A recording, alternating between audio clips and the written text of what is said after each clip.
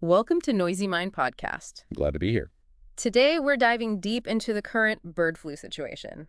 We're focusing specifically on the H5N1 avian influenza strain. That's right. You've pulled together some really crucial information, and our mission today is to unpack what's most important for you to understand right now.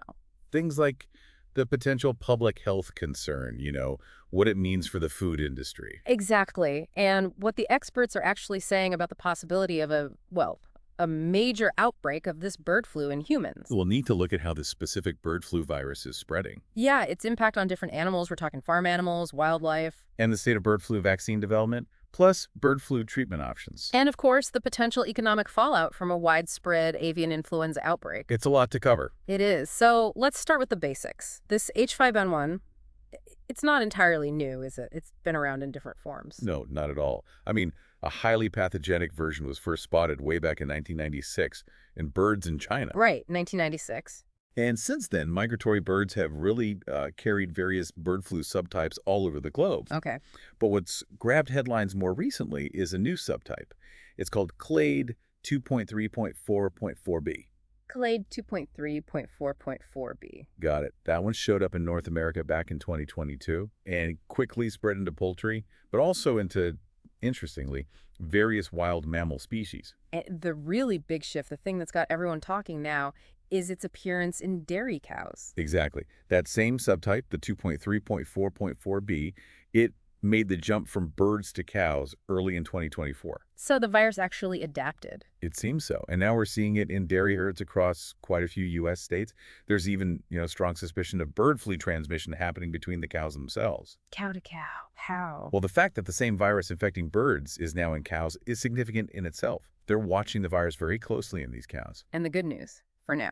The sort of reassuring part, at least currently, is that the virus hasn't mutated in one specific spot that's known to make it easier for bird flu transmission between species, specifically to humans. Okay, that is reassuring. But they are looking at things like milking equipment as a possible way it's spreading from cow to cow. Makes sense. And the scale, how widespread is it in cattle? As of late April 2025, the numbers were pretty significant. Over 1,000 dairy herds. 1,000. Yeah, across 17 U.S. states affected by this avian influenza. Wow. Okay, let's talk about the human side. Historically, H5N1 in humans sounded really severe. What's the background there? It was, absolutely.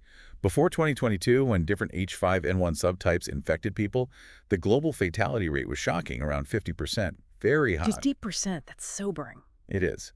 But the cases we've seen more recently in North America since 2022, they've generally been milder. Milder how? What kind of bird flu symptoms are we seeing? Well, over 90% of the cases, the main symptom has been conjunctivitis. Pink eye. Yes, pink eye. Mostly, yes. Hospitalization has been rare. Although, we do have to note, there have been 3 recent cases of severe or critical illness, and unfortunately, 1 death in North America associated with this strain. Okay, so still potentially serious, even if often milder. Exactly. So while that history is alarming, the current picture suggests maybe this subtype interacts differently with humans. But, constant vigilance is key. These viruses can change. So it sounds like tracking this, testing people, that's really critical right now. Absolutely essential. Testing is definitely recommended for anyone showing flu-like symptoms and who has had high-risk exposure, like working closely with infected animals. Right. And the current advice actually goes further, suggesting H5N1 testing for basically all patients who end up hospitalized with influenza A. Just to catch any potential cases? Precisely. And there's a fascinating study recently looking at dairy workers. It found H5N1 antibodies in about 7% of them. 7%. What does that imply? It raises a big question, really. It suggests there might be more human infections happening than we realize, possibly with very mild symptoms, or maybe even no symptoms at all, just going undetected. Hidden spread. That's a worry. All right, let's pivot to protection. What about bird flu treatment options? And where are we with a bird flu vaccine for humans? So for treatment, the main antiviral drug is oseltamivir, which most people know as Tamiflu. That's the recommendation for suspected or confirmed cases, and also for people who've had significant exposure. Is it effective against this strain? Historically, human H5N1 strains haven't shown much resistance to Tamiflu. But, and this is important, a resistant H5N1 strain did just pop up in Canadian poultry. Oh. Yeah, it has a rare mutation we haven't seen in humans yet. But it highlights the potential, resistance could develop. So we can't rely on Tamiflu forever. It means developing new antivirals, maybe monoclonal antibodies specifically for avian influenza is really crucial. And alongside that, we need constant genomic surveillance to track any resistance mutations that might emerge. Okay, makes sense. And vaccines. If this did start spreading more easily in humans, could we deploy a bird flu vaccine quickly? There's some positive news there. We do have existing stockpiled vaccines, and tests show they produce cross-reactive antibodies against this dominant 2024-2025 strain, the 2.3.4.4b clade. Cross-reactive, meaning they offer some protection. Yeah, the seroconversion rates, basically the percentage of people showing an immune response, were pretty good, between 60 and 95%. That's quite high. It is. It suggests these existing vaccines could be a really valuable first line of defense, sort of a stopgap until newer, perfectly matched vaccines could be made available. And we can update vaccines, right? Like we do for seasonal flu. Exactly. The process is established. We can update the viral strains and license vaccines to match whatever H5N1 version is circulating, similar to the annual flu shot update. Any other vaccine strategies being looked at? Yeah. Researchers are exploring things like mixing and matching different vaccine types across the doses someone receives. The idea is that might broaden the antibody response, potentially giving better protection against future bird flu variants. Interesting. Now, you mentioned poultry earlier. Are we vaccinating birds? Some countries are. China and France, for example. They have poultry vaccination programs against H5N1. What about the U.S.? In the U.S., routine widespread poultry vaccination isn't standard practice right now. But the USDA, the Department of Agriculture, is putting serious money into it, about $100 million towards innovations in poultry vaccines. So research and development. Right. And they've granted a conditional license for an updated poultry vaccine that specifically targets the current bird flu outbreak strains. And for the cows, any vaccines being developed there? Yes, that's underway too. There are at least 7 candidate vaccines for cows that are currently in field safety trials. Okay. Now, a really important point for people listening. How does the regular seasonal flu shot fit into all this? Does it protect against H5N1 bird flu? That's a key clarification, definitely. The short answer is no, not reliably. Seasonal flu shots target different subtypes, usually H1N1 and H3N2. H5N1 is a different beast, subtype H5. So getting your flu shot won't stop H5N1 specifically. Correct. However, some experts think that maybe having some pre-existing immunity from past seasonal flu infections might offer a tiny bit of partial cross-protection against novel flu viruses. It's more theoretical, though. But still get your seasonal flu shot. Absolutely. Getting your annual flu shot is still incredibly important.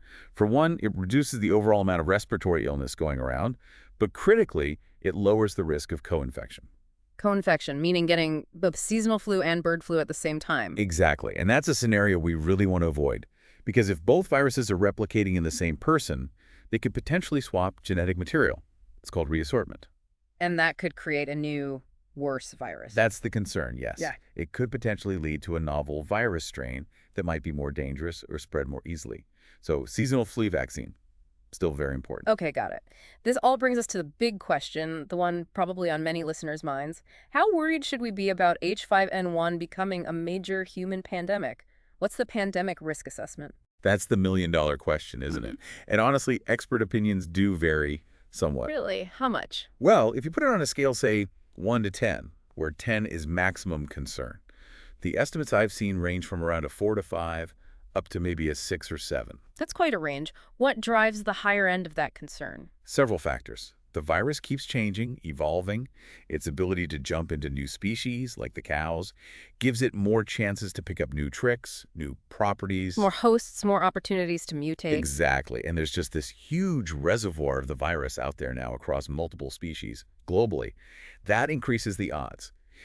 The number one worry, really, is the potential for it to mutate in a way that allows for easy, sustained human-to-human bird flu transmission. That's the pandemic trigger point. That's the key tipping point, yes. And layered on top of that is the worry about antiviral resistance developing, like we discussed with Tamiflu. So why the lower end of the scale, too, the 4 or 5? Well, those experts tend to point to the fact that, so far, human cases remain relatively rare, often linked to direct animal contact, and we haven't seen sustained transmission between people. They emphasize the current barriers. Okay. So, different interpretations of the current data and future potential. Pretty much. Those focusing on the virus's proven adaptability and its wide host range tend to be more towards the 6 or 7. And even though we have those vaccine stockpiles you mentioned, are there still hurdles? Oh, absolutely. Having the stockpiles is one thing, but there are real concerns about having enough funding and the right infrastructure in place to rapidly test, manufacture, and distribute new vaccines to potentially billions of people if things really escalated. Logistics and funding. Yeah. And while the CDC currently says the immediate risk to the general public is low, some experts, as we touched on, think many milder human cases might be missed. That makes it harder to truly assess how easily it could adapt to humans. Right, the unknown unknowns. Okay, let's shift gears slightly. Beyond the direct health risks, what about the economic impacts of bird flu outbreaks? What happens when this hits industries? We have some history to look back on here. Past outbreaks of highly pathogenic avian influenza, HPAI, they've caused pretty significant disruptions to the poultry industry. Often temporary, but significant. Like what kinds of disruptions? You see consumer demand for chicken and eggs drop, sometimes sharply, right after news hits. That pushes down domestic prices. Production falls because, sadly, infected flocks often have to be culled. Millions of birds sometimes, right? Yes, millions. And then you have impacts on trade exports decline as other countries impose bans. Does consumer fear play a big role? A huge role. People understandably get nervous and cut back on buying poultry. Interestingly, though, those impacts on purchasing behavior tend to fade relatively quickly, usually within a few weeks, as confidence returns. Any stabilizing factors? Actually, yes. The market for cooked poultry products often holds up much better during these outbreaks. People seem less worried about cooked items. That makes sense. And now with the virus in dairy cows, are we seeing economic impacts of bird flu outbreaks there too? That's the developing situation. It definitely could impact the milk supply. Fewer healthy cows might mean less milk, potentially leading to higher prices for consumers. The full extent isn't clear yet, though. But the poultry side is already feeling it. Oh, yes. As you said, farmers have had to cull millions of birds already in this current wave, and that's directly affected egg prices, as many people have probably noticed. And globally. Globally, the poultry trade gets hit. Countries with outbreaks face export restrictions or outright import bans from trading partners. It ripples through the international market. So what's the key to minimizing these economic hits? It really comes down to preparedness and biosecurity. Investing in strong biosecurity measures on farms to prevent the virus getting in, having really good surveillance systems to catch outbreaks super early, and effective early warning systems, those are all crucial to lessen the economic blow. And vaccination. Yes, vaccination strategies for poultry, like the EU is urging its member states to develop, can also play a big role in preventing large-scale culls and stabilizing supply. Okay, so bringing it all together, what are the main things being done right now for preparedness and response? What are the key actions? A few critical things. First, early detection. That means tracking mutations in the virus itself and really robust surveillance in animal populations, wild birds, poultry, cows, other mammals, catching changes quickly. And on the human side? Strong public health surveillance. That includes testing people who might have been exposed, like those farm workers, making sure we're not missing human cases. Well, what about on the farms themselves? Strict biosecurity protocols are paramount, preventing the virus from entering or spreading within a farm. And then, where appropriate, strategic use of poultry vaccination is a key prevention tool. Anything else? Public awareness is important, making sure people understand the risks, how to protect themselves if they have contact with animals, and training healthcare workers so they recognize potential cases and know the right steps to take. What are government agencies like the USDA doing specifically? They're actively involved.